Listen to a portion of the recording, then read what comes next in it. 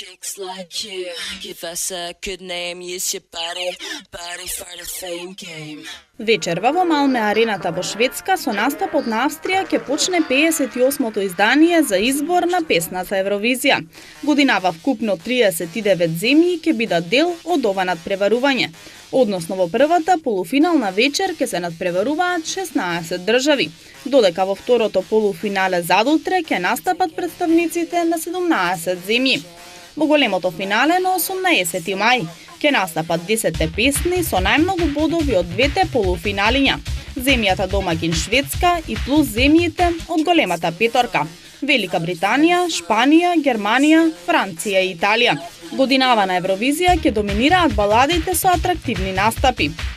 Нашите представници Есма Реджепова Теодосиевска и Владко Лозановски со песната Пред да заспијам ќе настапат трети во втората полуфинална вечер.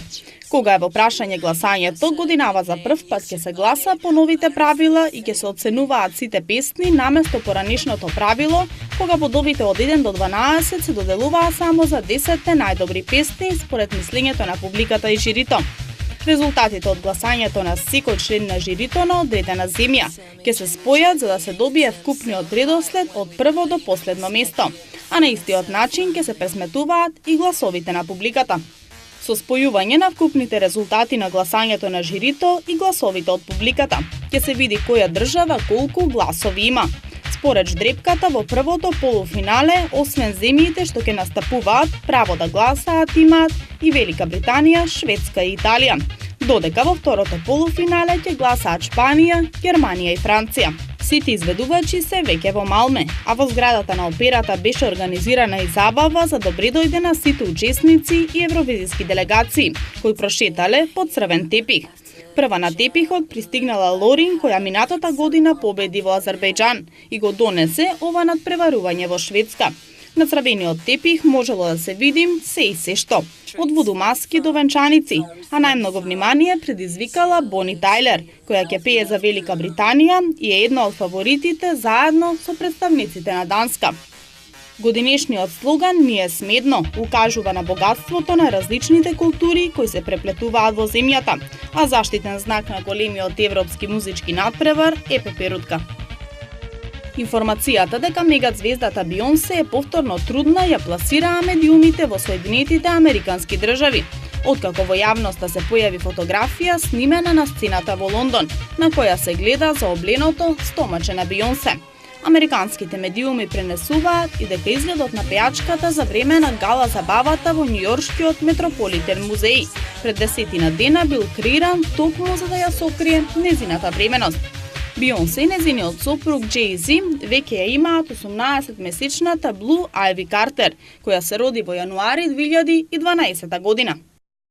Британската актерка Кира Најтли ќе ја замени незината колешка, оскаровката Ен Хатавеј, во најавената драма Лин Шилтон Легис. Хатавеј се откажала од проектот поради големите обврски околу ангажманот во филмот Интерстел Кристофер Нолан. Кира Најтли ќе ја преземе улогата на 28-годишната Меган, која бега од притисоците со кои таа се соочува, откако незиното момче и предложил брак. На момчето му кажува дека ќе оди на еднодневно патување, а всушност се враќа на тинеџерските денови. Времето го поминува со група на средношколци кои се жалат за минатото. Минатата недела на интернет се појави нова социјална мрежа под името Unicom, чии корисници засега можат да бидат само студенти од британските универзитети. Социјалната мрежа Unicom е создадена во Велика Британија за студентите со цел нивната меѓусебна комуникација да се зачува во тајност и приватност.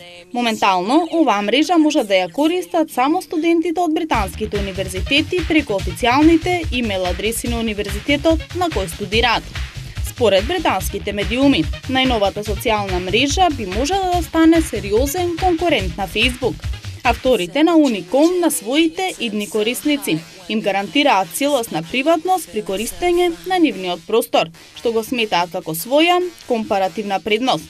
Целта на оваа мрежа е студентите слободно со своите врсници да разговараат и да разменуваат мислења.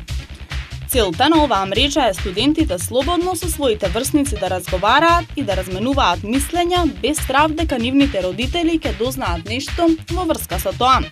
Првиот човек на Unicom, Марко Нардоне, истакнал дека оваа мрежа значи дека се она што ќе се случува на универзитетот останува само таму. Во иднина се очекува дека сите заинтересирани ќе можат да ја користат оваа социјална мрежа. Chicks like you give us a good name. Use your body for the fame game.